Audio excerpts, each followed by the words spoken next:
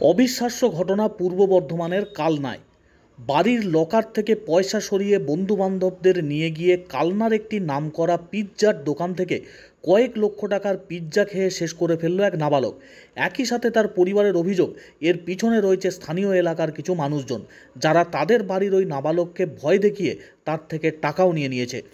তাদের আরও অভিযোগ, পিৎজা খেয়ে 5 থেকে 6 লক্ষ টাকা খরচ হতে পারে, কিন্তু তাই বললে 21 লক্ষ টাকা খরচ হওয়া কোনোভাবেই সম্ভব নয়।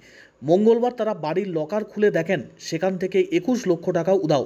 ঘটনায় এলাকায় ব্যাপক আলোড়ন। ওই পিৎজার দোকানের ম্যানেজারকে আটক করে জিজ্ঞাসাবাদ করছে কালনা থানার পুলিশ। ঘটনায় শুক্রবার ওই পিৎজার দোকানের সামনে উত্তেজনা ছড়ায়। বালকের পরিবারের লোকজন সহ এলাকাবাসীরাও থানার সামনে গিয়ে হাজির হন। জানা গিয়েছে, কালনার 3 নম্বর ওয়ার্ডের কদমতলা এলাকার ওই পরিবার একটি জায়গায় বাড়ি বিক্রি করে বেশ কিছু টাকা সহ তাদের জমানো টাকা প্রায় 25 লক্ষ টাকার উপর তারা আলমারির লকারে রেখেছিলেন। তাদের বাড়ির 6ষ্ঠ শ্রেণীর পড়ুয়া ওই ছাত্র কালনা শহরের নামি পিৎজার দোকানে গিয়ে প্রত্যেক দিন 2 থেকে 3 হাজার টাকা করে খরচা করত। এমনকি পিৎজা শপের ওপরেও পুরো অংশ বুক করে নিত ওই নাবালক। যদিও এর পিছনে রয়েছে স্থানীয় এলাকার বেশ কিছু বড় মানুষের মদত। তাদের অঙ্গুলি হেলনেই পুরো ঘটনা ঘটে থাকতে পারে বলে জানিয়েছে নাবালকের পরিবার। ঘটনার পর অভিযুক্তদের দৃষ্টান্তমূলক শাস্তির দাবি জানিয়ে কালনা থানার দ্বারস্থ হয়েছে 21 লক্ষ টাকা হারানো ওই পরিবার। কিন্তু গোটা ঘটনাকে ঘিরে হতবাক কালনা শহরের মানুষজন। কিসে পড়ো? 6-এ। হ্যাঁ, 6-এ। কোন স্কুলে? মুসলমানি বয়স। আলমারি থেকে একটা বন্ধু আসতো রোজ। হ্যাঁ। ও আলমারি খুলতে জানতো, আমি কিছু জানি না। হ্যাঁ। আলমারি খুলতেও জানতো। হ্যাঁ। আর একটা বন্ধু ছিল নেপু, ও তুলে ধরতো। ওই ছেলেটা আমি বার করতাম, তোদের বলে ছেলেটা আমি বার করতাম। গৌরী, ছোটকা, দেব, আকাশ। তারা কি বড় না ছোট? বড়।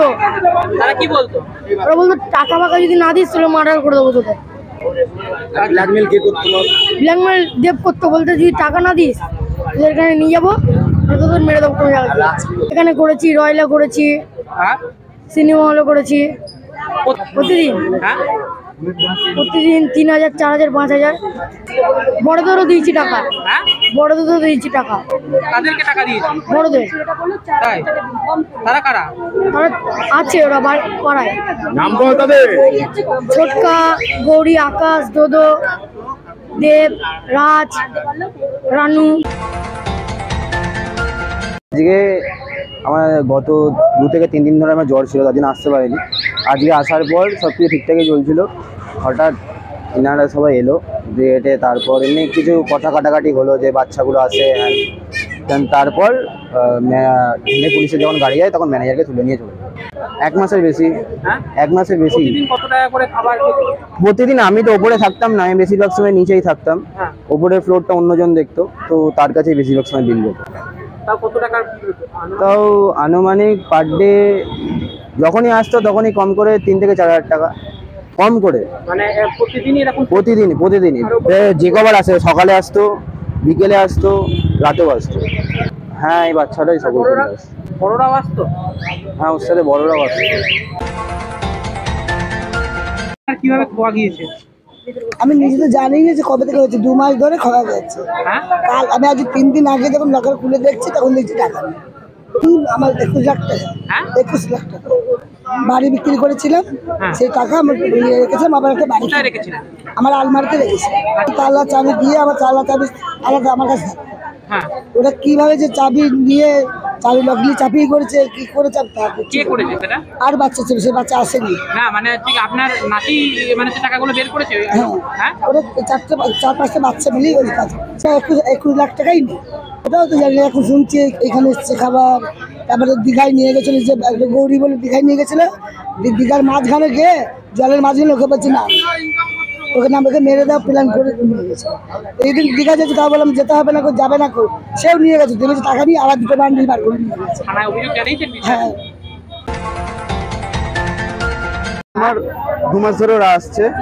2 মাস পরে এই ঘটনাটার উদ্ঘাটন হয় যে পয়সা নেই বাড়িতে। আমি শুনি এত টাকা আমি প্রথমেই জানতাম না। 21 লাখ টাকার মতো চুরি হয়েছে। তো ওরা সেই পয়সাটা 2 মাস ধরে ভাঙিয়ে মানে কোনোদিন 2টো বান্ডিল, কোনোদিন একটা বান্ডিল প্রতিদিন করে নিয়ে আমার রেস্টুরেন্ট মানে আমি এই রেস্টুরেন্টে কাজ করি, এই রেস্টুরেন্টে আসতো এবং এসে প্রতিদিন 2000-3000 করে বিল করতো। আবার বাচ্চাটা কত বছর বয়স? বাচ্চাটার বয়স হচ্ছে 12 থেকে 14 বছরের মধ্যে হবে। এরকম 5-7 জনকে ডেলি নিয়ে আসে, কোনোদিন দুজন, কোনোদিন 3-4 জন, কোনোদিন 7 জন। দুদিন বার্থডে বুকিং করেছিল, সেদিনকে 15 জন 16 জন করে এসেছিল। মানে ওপরে একটা রেস্টুরেন্ট আছে 20 জনের সিটিং এরিয়া, সেটা পুরোটাই সন্দেহ হয়েছিল, সেটা আমি জিজ্ঞেস করিনি, লোভে পড়ে গেছিলাম। আমরা অভিযোগ নিয়ে এসেছি এই যে আমাদের ঘরে আমাদের জায়গা বিক্রি করেছিলাম 18 লক্ষ টাকা দিয়ে, আর আমরা ধার দিই না করে ভাড়াপত্র তুলে এক জায়গায় আমরা 25 লক্ষ টাকা রেখেছিলাম। ইংরেজি 13 তারিখে আমরা একটা জায়গা দেখে একটা জায়গা আমরা নিচ্ছি, সেই জায়গার নম্বর আমরা রেখেছিলাম। তো এরকম গত 2 মাস ধরে আমরা এরকম জানতাম না, গত 2 মাস ধরে নাকি আমার ভাইপো ছিল আর তার সাথে আরও বাচ্চারা ছিল, তার সাথে বড়রা আরও যুক্ত ছিল, তারা মিলে ওদের দেখিয়ে ভয় দেখিয়ে বলেছে বাড়ি থেকে তোদের বাড়িতে এত এত টাকা আছে, বাড়ি থেকে গেগে নিয়ে আয়। বাচ্চারা তো অত জানে না, বাচ্চারা বান্ডিল নিয়ে আসতো, ধরিয়ে দিত। হ্যাঁ বলুন, কারা কারা? বাচ্চাগুলোর নাম না মানে যাদেরকে টাকা দিত, যাদেরকে টাকা দিত বাচ্চাগুলো বলল যে এরকম গৌরী, আকাশ, চটকা, তারপরে হচ্ছে যে দাঁড়িয়ে ছিল কথা বলে গেল ভোডা, তারপর হচ্ছে বাবাই, তারপর হচ্ছে আরো অন্য জন, আরো তো আমি সব নামগুলো তো জানি না, এক এক করে বলছে, এক এক করে বেড়েছে, আরো অনেকজন আছে, ভোলাও আছে এর মধ্যে। এরা এই টাকাটা কোথায় খরচ করেছে আমি জানি না। বাচ্চাগুলো বললো ওদের সাথে বড়গুলো এসে এরা বংটির সাথে গেছিলো, বংটির সাথে পার ডে নাকি 3 বেলা করে আসতো, 3000, 4000, 5000 করে বিল দিত। মাঝে মাঝেই নাকি ওরা নাকি 20,000 করে দিয়ে নাকি ওপরটা বুক করতো, ওপরের মধ্যে নাকি ওরা পার্টি করতো, কোনো বড়দের যেতে দিত না। ঘিরা বলতে আমরা বংটিসা সবাই মিলে এসছি, সেটা আমাদের সবাই জানে। বংটিসাতে আমরা সবাই মিলে এসছি, আমরা বংটিসাতে জিজ্ঞেস করার জন্য যে বাচ্চারা এত টাকা বিল করে, এত টাকা আপনারা কি কোনোদিনও দেখেন না যে